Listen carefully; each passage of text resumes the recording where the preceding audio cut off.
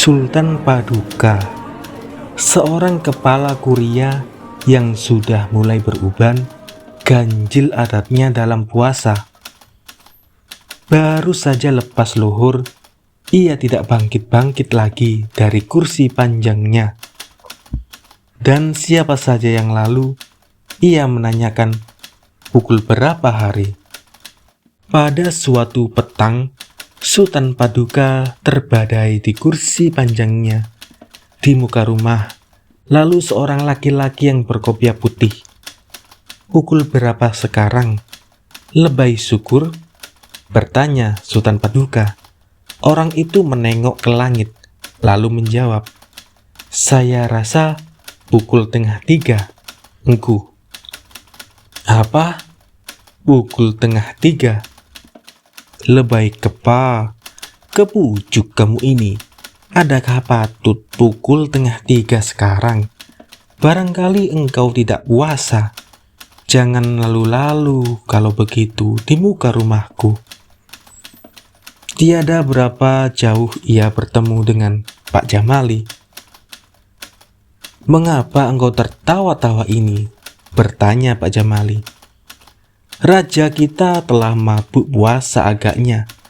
Beliau marah-marah kepadaku," kata lebay syukur, lalu menceritakan halnya.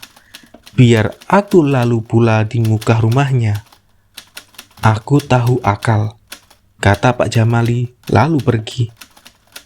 "Pukul berapa sekarang, Pak Jamali?" bertanya Sultan Paduka. "Saya rasa sudah lewat pukul 5, engku," dijawab Pak Jamali sambil menengok ke barat. "Itu bagus," kata Sultan Paduka dengan amat riang sambil berdiri dari kursinya. "Berbuka puasa di sini saja petang ini, Pak Jamali. Aku baru dapat kiriman setrup dan kurma nomor 1 dari Medan." "Terima kasih banyak, engku. Biarlah saja berbuka di rumah saja." "Ah, mengapa begitu?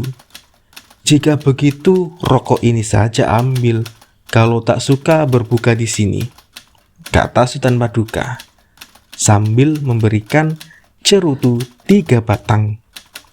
"Makan tangan menghisap cerutu si bangsat petang ini," kata Pak Jamali dengan tersenyum, lalu menyambut cerutu itu.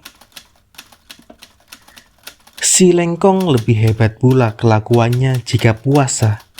Baru saja ia bangun pagi, biasanya pukul 8 atau 9, istrinya terus digangguinya dengan bermacam-macam pertanyaan.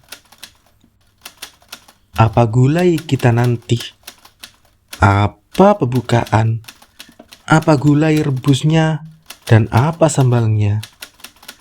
Baru saja lepas lohor, kerjanya tak lain lagi melainkan pulang balik saja ke dapur, periksa periuk ini, tengok periuk itu, dan sebentar-sebentar mengomel mengatakan gulai ini kurang kuahnya, sambal itu kurang meresik, dan lain-lain. Sekali ia mengomel perkara pengat. "Pengat ini kurang manis," katanya sambil mengacau-ngacau pengat itu. "Bagaimana awak tahu kurang manis? Kan belum dicoba," jawab istrinya, yang sudah mulai merasa bising melihat kelakuan suaminya. "Biarpun belum kucoba, aku tahu kurang manis, sebab kuahnya kurang merah rupanya." "Dasar gulanya demikian," dijawab istrinya. "Di mana pula ada gula Jawa yang putih? Gula Jawa selamanya merah. Kau sangka aku bodoh tidak mengenal gula?" Istrinya yang selalu diomeli itu mulai meradang, lebih-lebih karena dilitak puasa. "Kalau tak manis tak usah makan nanti. Enak makan, tidak ditinggalkan," katanya. "Adakah patut kau berkata begitu? Bukankah aku yang payah mencari?" Kulemparkan nanti periuk pegat ini kekeh, kata si Lengkong dengan menghardik-hardik. Hei, kalau tak kuasa, jangan puasa, dijawab istrinya sambil meludah-ludah. Apa tak kuasa? Menerjangkan kau, aku lagi kuasa, kata si Lengkong dengan sikap yang mengancam. Aku tak suka diterjang-terjang. Aku ini bukan budak belian. Kalau tak senang melihat aku, ceraikan aku, kata istrinya. Cerai? Kau hendak cerai? Sekarang juga kau aku ceraikan. Lekasnya dari sini, kata si Lengkong sambil menampar dinding. Istrinya pun mengambil undung-undungnya, lalu turun meninggalkan perkakas dapur berkaparan. Waktu maghrib si Lengkong berbuka sendiri. Pegat tadi itu dicobanya. Betul manis rasanya, sebab itu mulailah terbit sesalnya. Lepas sembahyang Isya, istrinya datang dengan 3 orang kawannya. Ia meminta supaya barang-barang pencaharian mereka itu dibagi 2. Baik, aku pun tidak hendak harta orang, kata si Lengkong. Sesudah dibagi ini, dibagi itu, tinggallah lagi sebatang kasur, sebuah kuali, dan sebuah peti yang tidak dapat dibagi, sebab satu saja tiap-tiap macam. Ambillah untuk tuan kuali dan peti itu. Untuk saya kasur ini, kata istrinya. Siapa mau begitu? Dijawab si Lengkong.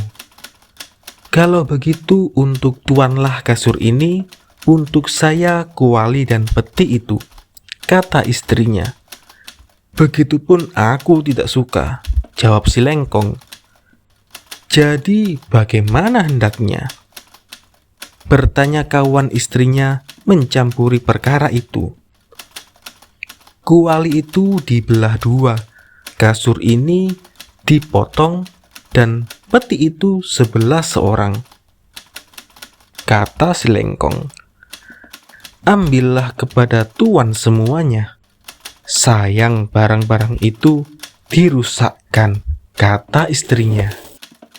Aku tidak hendak mengambil harta orang, jawab si Lengkong. Kalau bak itu indak dape kita cerai, kata istrinya dengan logat cara negerinya.